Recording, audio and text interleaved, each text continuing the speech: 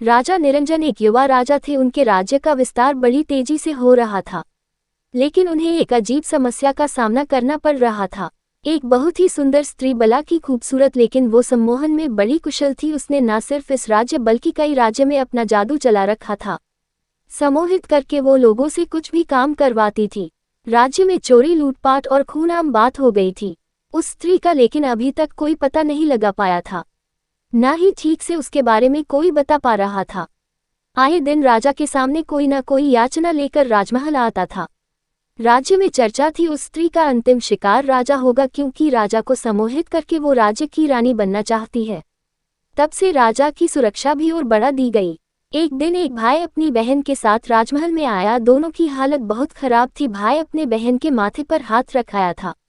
बहन घायल थी और वो जन्म से ही बोल नहीं पाती थी। राजमहल में उसे जाने नहीं दिया गया। सैनिकों ने उसे राजा ने स्वयं उपचार केंद्र जाकर राजा ने दूर से ये देखा और बहन दोनों उपचार के लिए राजमहल रोता हुआ भाई बोला कि मैंने बड़ी मुश्किल से इसके विवाह के लिए स्वर्ण आभूषण बनवाए थे, लेकिन वो सम्मोहिनी हमें सम्मोहित करके सारे आभूषण लेकर चली गई। मेरी बहन मुझसे ज्यादा सतर्क थी, इसने उसकी आंखों में न देखा, इसलिए जब वो आभूषण छीन रही थी तब इन दोनों में छीना झपटी हुई और इसकी यह हालत हो गई। राजा ने उस लड़की की ओर देखा। मासूम सी लड़की सहमी सी बैठी थी। राजा ने उससे पूछा कि क्या तुमने उसे ठीक से देखा है? उसे पकड़ने में हमारा सहयोग कर सकती हो? उसका भाई बोला, सरकार यह जन्म से ही गूंगी है, बोल नहीं सकती। राजा ने उससे पूछा, क्या नाम है तुम्हारी बहन का? वो बोला, सरकार इसका नाम बाती है और मेरा मंगल है। राजा उस समय वहां से चला गया, लेकिन उस मासूम लड़की का चेहरा और रोना उसकी आंखों में घूमता रहा। सांझ को राजा फिर उपचार केंद्र गया। वो लड़की और उसका भाई जाने की तैयारी में। राजा ने उन्हें जाते देख बोला कि कहाँ जा रहे हैं? राजा अब उस लड़की बाती की आंखों में ही देख रहा था। राजा ने उनसे कहा कि आप दोनों निर्दोष। उसकी आंखें राजा के हृदय को चिर रही थी। राजा की आंखें उस लड़की से हटी नहीं रही थी। रात्रि में उसे नींद नहीं आई। रात्रि में ही राजा ने विचार कर लिया कि उसे क्या करना है। सुबह राजा शीघ्र ही उठ गया। उसे बस बाती को देखना था। वो उसके कक्ष में गया। बाती ने राजा को देख पहले खुद को संभाला। राजा बाती के पास आया, कहा कि तुम मेरी रानी बनोगी? क्या है तुम में जो मुझे सोने नहीं दे रहा? बाती की बड़ी बड़ी आंखें अब राजा की आंखों में देखने लगी। राजा को जैसे दुनिया मिल गई। राजा ने बाती को जोर से पकड़ लिया और अपने सीने से लगा लिया। उसका भाई कक्ष में आया और उसने राजा को बहन के साथ ऐसी दशा में देख कहा, महाराज आप ये क्या कर रहे हैं?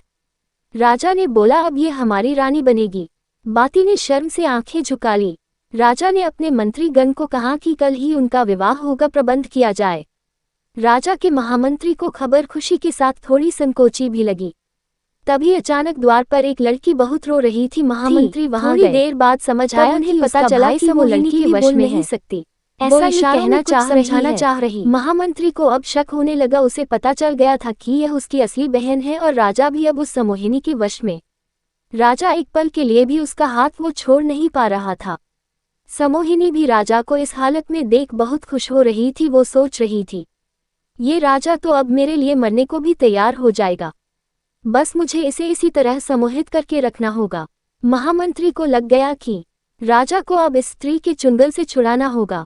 वो राजा के पास गया और कहा कि राजा कल आपका विवाह है और विवाह के पूर्व कुछ रस्में और शगुन होते हैं, इसलिए विवाह के पूर्व आप ऐसे रानी के साथ एकांत में नहीं रख सकते। उस स्त्री ने महामंत्री की ओर देखा, लेकिन वो आंखें नीचे करके ही रहे। उन्हें पता था कि अगर एक बार उनकी आंखों में उसने देख लिया तो वो भी उसके वश में आ जाएंगे। राजा नहीं माना। फिर महामंत्री ने कहा कि ये सब मैं आगे आपके विवाह के सफल होने के लिए ही है और फिर एक रात्रि के बाद है, उसके बाद विवशता थी कि वो कुछ बोल नहीं सकती। राजा अब मान गया, जाने को तैयार हो गया, वहां से चला गया। महामंत्री राजा को उनके कक्ष में ले गए। उन्हें पता था कि राजा को सच बताने से कोई फायदा नहीं है, क्योंकि राजा उनकी बात नहीं मानेगा। उन्हें किसी तरह से सम्मोहिनी के मुंह से कुछ बुलवाना पड़ेगा। इसलिए उन्होंने कहा कि राजा अब से मंडप तक रानी आपको देख नहीं सकती, नहीं तो बड़ा अनर्थ होगा। इसलिए मैंने निर्णय लिया कि हमें रानी की आंखों में काला कपड़ा बांधना होगा। राजा की हालत एक पागल से कम नहीं रह गई थी। उसने कहा, आपको जो सही लगता है करें, लेकिन कल मेरा विवाह कराएं और अधिक विलंब नहीं करें। महामंत्री ने कुछ महिलाओं को उस सम्मोहिनी के कक्ष में भेजा, जिन्होंने उसकी आंखें काले कपड़े से बंद कर दी। साथ ही 2 स्त्रियां वही रही ताकि वो खोल नहीं सके। समोहिनी विवश थी कि क्योंकि वो बोल नहीं सकती थी, वरना उसका भेद खुल जाता, इसलिए वो चुप रही। अगले दिन मंडप सजाया गया था। राजा आतुरता से वहां उसकी राह देख रहा था। कपड़ा हटा को लाया गया, आंखों पर काला कपड़ा था, जिस कारण उसे पीड़ा और क्रोध आने लगा क्योंकि उसकी शक्ति तो आंखों में ही थी। वो जोर से चिल्लाई, महामंत्री तूने मुझे अंधा कर दिया। ऐसा कहकर वो इधर उधर हड़बड़ा कर दौड़ने लगी। तूने मुझे अंधा कर दिया। सारा मंडप बिखर गया। राजा भी उसकी वाणी सुनकर जैसे नींद से जाग गया हो। उसका सम्मोहन टूट गया। राजा ने कहा, तो अच्छा तो तुम हो, वो हमें भी धोखा दे रही थी। समोहिनी को फिर पहरेदारों ने पकड़ा और कारागृह में डाल दिया। राजा ने महामंत्री से पूछा कि आपने ये कैसे किया। महामंत्री ने कहा कि उसकी शक्ति उसकी आंखों में थी। मैंने कुछ समय के लिए उसे एक पदार्थ से अंधा किया और उसकी असलियत सामने आ गई। राजा ने उन दोनों भाई बहनों को धन्यवाद के साथ विदा किया और महामंत्री को भी उन्हें और राज्य को बचाने के लिए धन्यवाद दिया। आपको ये कहानी कैसी लगी हमें कमेंट कर जरूर बताएं। इसी तरह की अच्छी कहानियां आप यहाँ पढ़ सकते हैं, तो बने रहिए।